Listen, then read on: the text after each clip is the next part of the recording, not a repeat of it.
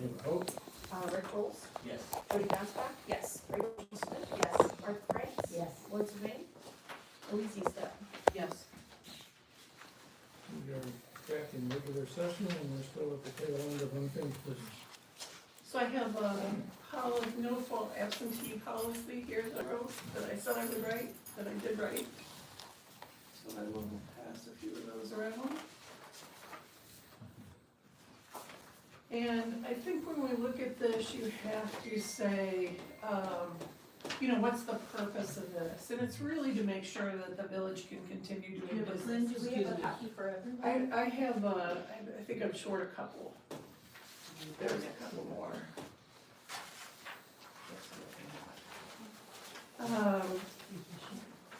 So I've got a purpose, author, approved by, date published, revised date, definition, what is an absence? So we didn't address if someone comes to a meeting and has to leave early, is that an absence? And I would say it's not. Or if someone is late, is that an absence? And I would say not. There are exemptions, FMLA and ADA accommodations. There may be some other legal exemptions that we have to make, but those are the two prominent ones. For notifications, it is both employees and elected officials are asked to provide information about missing a regular scheduled meeting. You don't have to give a reason, just that you're going to miss it, and preferably before the meeting, but again, it's not a requirement. For occurrences, anyone with 3 or more consecutive occurrences in 6 months will be asked in executive session if there's a reason they cannot continue to serve the community. Again, I think the purpose is, everyone on the council has missed meetings, including the employees, but no one is consecutively or consistently missing meetings. They're all trying to get here, so it's not an attendance problem. It's only a problem if it interferes with when both Louise and Rachel were out, and then I abstained from voting. It interfered with the function of the village. So I think if someone has 3 consecutive occurrences in 6 months, then we say, are you still interested in continuing? If not, we post their position. But if 2 or more officials have violated the 3 occurrence rule in the same 3 months, then we could take action. And again, the action would be, they could be expelled by a vote of 2/3 of all the council members elected. The reason, again, the action would be taken is to ensure the council can continue to conduct business. But we should not be judging whether someone's absence is a valid reason or not. That we're dealing with adults here, you should have a no-fault policy. So, that's what I wrote. You guys wanna take some time and look at it? Well, to begin with, this policy isn't for the employees, it goes into the council rules and regulations. It's so fine, it's I would take open, that off. that's fine. Feel free to take some time with it and look it over, Okay. okay? So let's do it. We're not gonna vote on it tonight? You can't vote on it, you just saw it. The next one on unfinished business is, we had a discussion about goals, and that the committees, with rare exception, don't have goals written out there. So when you have a goal, you have, what the specific topic is, what the financial impact is, what the specific actions are, due dates, who's responsible. And so I've come up with a template that has just that. There's 2 columns that are cut off over here. And I wrote goals out for every committee, which is what Louise had asked that I do. So you can pass those around. Now, these are quite detailed, but this is, when I think about the committees, what they should be doing. And so, every committee here has, 4 to 9 goals here, with the exception of, Again, we don't have enough. with the exception of streets and sidewalks, which I think should be combined with buildings, parks, properties, and maintenance. And then a new committee called Community Engagement Committee should be started. But when you look at the finance, it says look for a 20% annual cost cutting and or inflation mitigation. Develop tax advantage to draw businesses into the village. Develop a finance audit process so that all spending has oversight by a third party to prevent fraud. Develop a competitive bidding process for anything over $1,000. Conduct an annual financial review for the public in the town hall. Now, I would like the residents to be able to see these goals because, this is one person's perspective and it's just a brainstorm list, and what it should be done is developed by the council as a whole, which would require Rachel to, hold a meeting.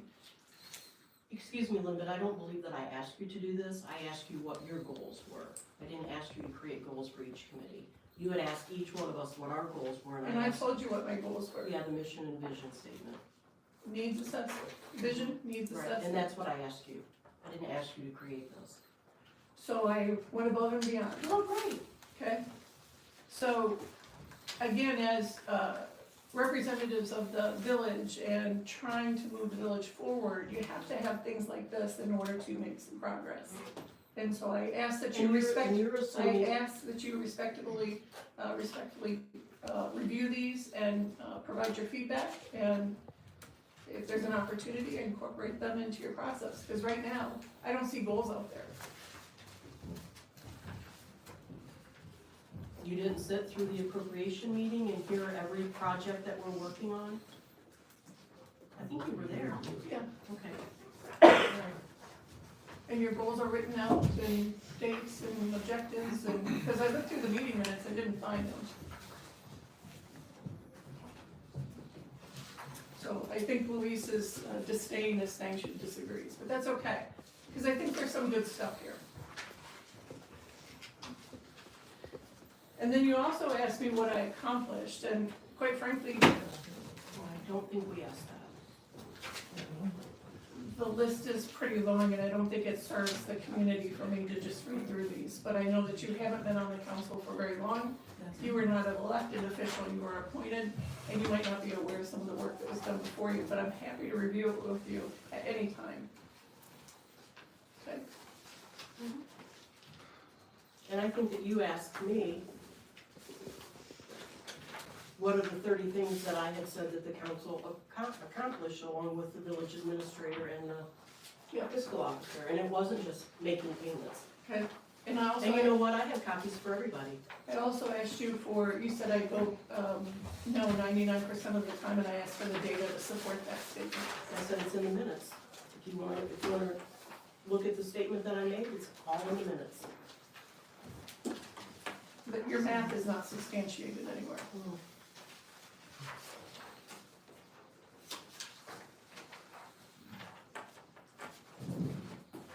So this is about spending money. No, this is about what the council approved. This is about the projects that were accomplished in 2024. It's about the work that was done by Chad and his staff and Crystal. It's not Chad and his staff. And that's only part of it. It's everything that's in the minutes. Yeah, but I don't know, you were giving me credit for not approving this stuff, that's not true. All right, point of order, can we get back to it? Let's do I just want you to speak in facts, Luis. I am, thank you. Anything else, Okay. Lynn, under unfinished business? No, I'm good. New business? Oh, I'm so sorry, John, one more thing. So we had talked about branding the village, and I had brought the metal letter to show you about the signage. And that's being worked on, I think by the Arts Council now, is starting to take that on. Also two sculptures that Rachel had said she didn't like, but the Arts Council is gonna work on that as well. One of the other things is that we're looking at branding, Where's Walleye, for the village, and I don't believe this is a walleye, but something like this is what we're looking at. And that, these would be positioned in historic or significant areas throughout the village. They would flip up, and then you could read, factual information about, whether it be a building or a site or whatever. Again, part of the branding, so just So like you're going from, because previously you said that was gonna be part of the signage, and it's not gonna be part of the signage, which part? the fish. It's part of the branding. Actually, I was wrong about the walleye run when I suggested it was something that was important to the Grand Rapids Village. The walleye come from the lake, and that's why there are fishermen in Maumee, Waterville. Very few come down this far, so I was wrong when I said that. So as part of the branding, is this something that you think the Economic Sustainability Committee is gonna work on? I'm taking it to the chamber, and yes, I would assume them with the Arts Council would work. Okay, but the council approval beforehand? I Before think there'd anything have is- to be. Yeah, okay, I'm just asking. Any new business?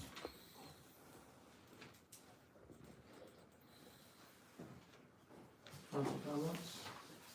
I have a couple, just wanted to share a bit of sad news. Pam Sherwood, who was a council member and business owner, passed away on April 8th. So, yep, and she will be missed by all. And then another, I go to the dentist here in Grand Rapids. I received word that they Me are too. closing, and I'm very sad about that. Yeah. And they're And- moving quite a ways away. Mm-hmm. Yeah, Clyde.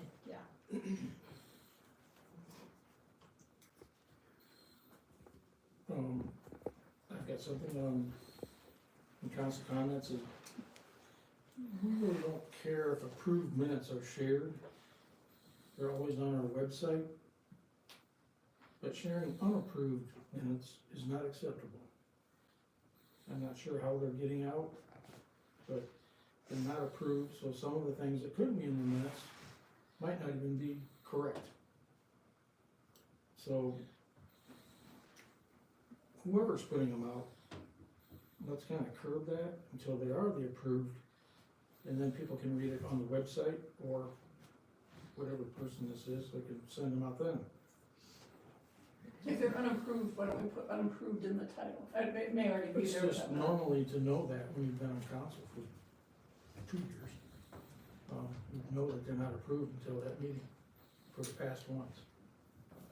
There's no rule that says you can't share those. And if you're concerned about the interpretation of them, then put unapproved in the title, it's fine. We're not the ones sharing it, though. I mean, we don't have authority of what's getting shared. Right.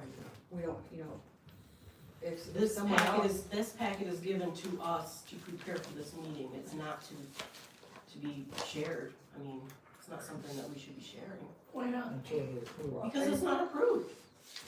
That So might you- not even be all, it could be all false, and it's just all false information out there. It's just a reporting of what happened in the meeting before.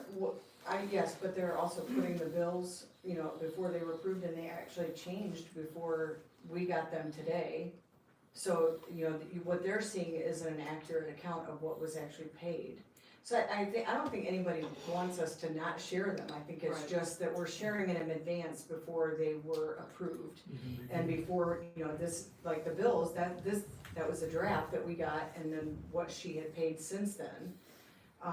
So again, I don't think anybody is saying, you can't, but there's no one saying that these are a draft, or that they're subject to change. I think that's the issue. Oh, then just put it in the email, it's fine.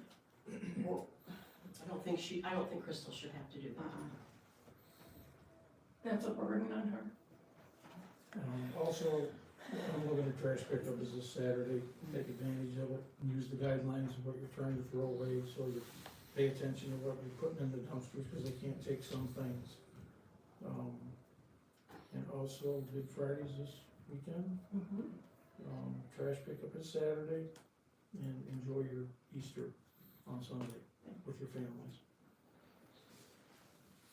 That's all I have.